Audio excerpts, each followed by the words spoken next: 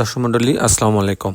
Green আর্কিটেক্টের পক্ষ থেকে আমি ইঞ্জিনিয়ার টুটুল আপনাকে অনেক অনেক অভিনন্দন এবং শুভেচ্ছা জানিয়ে আজকে একটা নতুন প্রজেক্ট আপনার মাঝে তুলে ধরার চেষ্টা করব। এই প্রজেক্টটি হবে হচ্ছে চুয়াডাঙ্গাতে মাসুম ইকবাল নামে এক ভদ্রলোকের জন্য আমরা এই ডিজাইনটা তৈরি করছি। এটা হচ্ছে 6 কাঠা জমিতে 4 ইউনিট 4 ইউনিট 10 তলা একটা বাড়ির প্ল্যান ডিজাইন এবং এর খরচের হিসাব আমি আপনাদের তুলে ধরার চেষ্টা করব।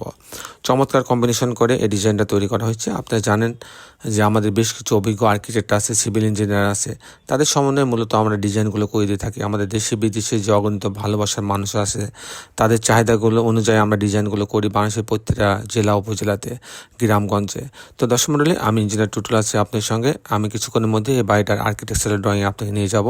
তারপর এই ধরনের বাড়ি নির্মাণ করতে কেমন টাকা খরচ হয় তার একটা হিসাব আমি আপনাদের তুলে ধরার চেষ্টা করব। দর্শক মণ্ডলী, আপনি যারা এখন আমার চ্যানেলটা সাবস্ক্রাইব করেন তাদের কাছে অনুরোধ, দয়া করে চ্যানেলটা সাবস্ক্রাইব করে নেবেন, বেল আইকনটি চাপ দিয়ে রাখবেন, তাহলে আমি প্রতি পর্বে যে ভিডিওগুলো দিই সেগুলো আপনি দেখার সুযোগ পাবেন। তো দর্শক মণ্ডলী, আসুন এখন আমরা আর্কিটেকচারাল ড্রয়িংয়ে নিয়ে যাই। তার আগে আপনার কাছে একটা কথা, যখন বহুতল বাড়ি হয়, যেমন এটা একটা 10 তলা বাড়ি কিংবা 11 তলা 15 তলা যে বাড়িগুলো হবে, 6 তলার উপরে যে বাড়িগুলো হবে, সে বাড়িগুলোর ক্ষেত্রে কিন্তু অবশ্যই আপনাকে বাংলাদেশ বিল্ডিং কোড মেনে আপনি ডিজাইন করতে হবে। এবং এই ডিজাইনগুলো একবার সফটওয়্যারে করা হয়, একবার ম্যানুয়ালি করা হয়। আমরা যেমন করি সফটওয়্যারে করে আবার ম্যানুয়ালি করি, এটাকে কিন্তু চেক দেওয়া হয় যে ডিজাইন ঠিক আছে কিনা, পারফেক্ট আছে কিনা। তা নাহলে এটা কিন্তু ভূমিকম্পে এটা ধসে পড়তে পারে, ফাটল সৃষ্টি হতে পারে। সেক্ষেত্রে কিন্তু আপনার স্বপ্ন ভেঙে যেতে পারে এবং অনেক মানুষের মৃত্যু হতে পারে, আপনার কোটি কোটি টাকার সম্পত্তি নষ্ট হতে পারে। তো আপনি কেন সেই রিস্ক নেবেন? আপনি অবশ্যই যখন এরকম ধরনের কোনো বাড়ি করবেন তখন অবশ্যই একটা ভালো অভিজ্ঞ আর্কিটেকচারাল ফার্মের নিকট থেকে করবেন, যাদের অনেকগুলো ইঞ্জিনিয়ার আছে, যারা বাংলাদেশ বিল্ডিং কোড মেনে ভূমিকম্প সহনীয় বিল্ডিং করতে পারে, তাদের কাছ থেকে ডিজাইনগুলো করবেন। তো দর্শক মণ্ডলী, আমি আর সময় নষ্ট করবো না, এখন আমি আপনাদেরকে আর্কিটেকচারাল ড্রয়িং নিয়ে যাব। তারপর এই ধরনের বাড়ি নির্মাণ করতে কেমন টাকা খরচ হয় তার একটা হিসাব আমি আপনাদের তুলে ধরার চেষ্টা করব। তো দর্শক মণ্ডলী, আসুন আর্কিটেকচারাল ড্রয়িংটা উপভোগ করি। আর্কিটেকচারাল ড্রয়িংটা এরকম, এটা হচ্ছে গ্রাউন্ড ফ্লোরের এটা হচ্ছে লম্বা একটা জায়গা আপনি দেখতে পাচ্ছেন। মাঝখান বরাবর 2টা লিফট এবং 2টা সিঁড়ি রাখা হয়েছে এবং বাকি পুরো গ্রাউন্ড ফ্লোরটায় আপনার পার্কিং জোন হিসাবে রাখা হয়েছে, ইলেকট্রিক্যাল মেকানিক্যাল রুম রাখা হয়েছে, গার্ড রুম রাখা হয়েছে। আর এটা হচ্ছে এন্ট্রেন্স, এখানে গার্ড পোস্ট আছে। তো দর্শক মণ্ডলী, আমি মধ্যে টিপিক্যাল ফ্লোর প্ল্যানটা আপনার মাঝে তুলে ধরার চেষ্টা করব। আমি দেখাবো কি করে 4টে ইউনিট সাজানো হয়েছে এই আপনার 6 কাঠা জমিতে। তো এখানে হচ্ছে আপনার পার্কিং জোন দিয়ে এই লবি দিয়ে এই অংশে আসবে, আপনার লিফটের লবিতে আসবে। আসার পর unit A B C D 4টে ভাগ করেছে। যদি ইউনিট এতে আসে তাহলে 1090 স্কোয়ার ফিট। এখানে 3টা বেডরুম দিয়ে সাজানো হয়েছে। এখানে ঢোকার পরে ড্রয়িং রুম পাচ্ছে, এখানে একটা বড় বিশাল একটা ডাইনিং আছে, এখানে একটা কমন টয়লেট আছে, একটা গেস্ট বেডরুম আছে, সঙ্গে একটা বারান্দা রাখা আছে। আর এখানে একটা বারান্দা রাখা আছে যাতে ভেন্টিলেশন হইতে পারে এই স্পেসে, এই জন্য এটা রাখা হয়েছে। এটা একটা কিচেন রাখা আছে, এটা একটা মাস্টার বেডরুম, এর সঙ্গে একটা টয়লেট অ্যাটাচ করা আছে, এটা বারান্দা রাখা আছে। এটা আর একটা বেডরুম, এর সঙ্গে একটা বারান্দা রাখা আছে। এই হচ্ছে 3টা বেডরুম, 3টা বাথরুম, কিচেন, ড্রয়িং ডাইনিং দিয়ে ইউনিট সাজানো হয়েছে। ইউনিট যদি আমি বিতে যাই, সেম একই রকম, এটাও কিন্তু 1090 স্কোয়ার ফিট।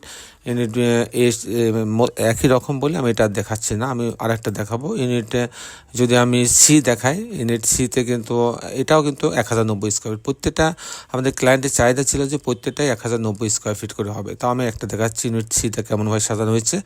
ঢোকার পরে একটা ড্রয়িং রুম পাচ্ছে, এখানে একটা বড় বিশাল ডাইনিং, ইউনিট এর মতোই অনেকটা। এখানে গেস্ট বেডরুম আছে, সঙ্গে একটা বারান্দা রাখা আছে, ক্যাবিনেট রাখা আছে, এটা একটা টয়লেট রাখা আছে, কমন টয়লেট। এটা একটা স্পেস রাখা হয়েছে বারান্দার মতন, যাতে এখানে আলো বাতাস আসতে পারে। এটা কিচেন, এটা মাস্টার বেডরুম, এর সঙ্গে একটা বাথরুম অ্যাটাচ করা আছে, একটা বারান্দা রাখা আছে। এখানে আর একটা বেডরুম, এর সঙ্গে একটা বারান্দা রাখা হয়েছে। এই হচ্ছে আপনার 3টা বেডরুম, 3টা বাথরুম, কিচেন, ড্রয়িং ডাইনিং দিয়ে ইউনিটটা সাজানো হয়েছে। ইউনিট ডিটা একই রকম বলে আমি এটা দেখাচ্ছি না। তো দর্শক, এই ছিল মোটামুটি আর্কিটেকচারাল ড্রয়িংটা।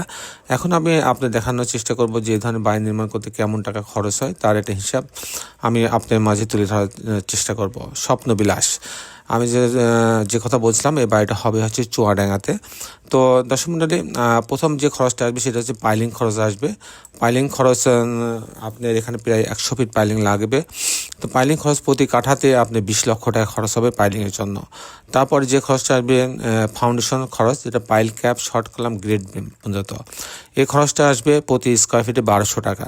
তারপরে প্রতি তালা যদি আমি কাস্টিং করতে চাই, বিম কলাম ছাদ, প্রতি তালার জন্য প্রতি স্কোয়ার ফিটে 700 থেকে 750 টাকা খরচ হবে।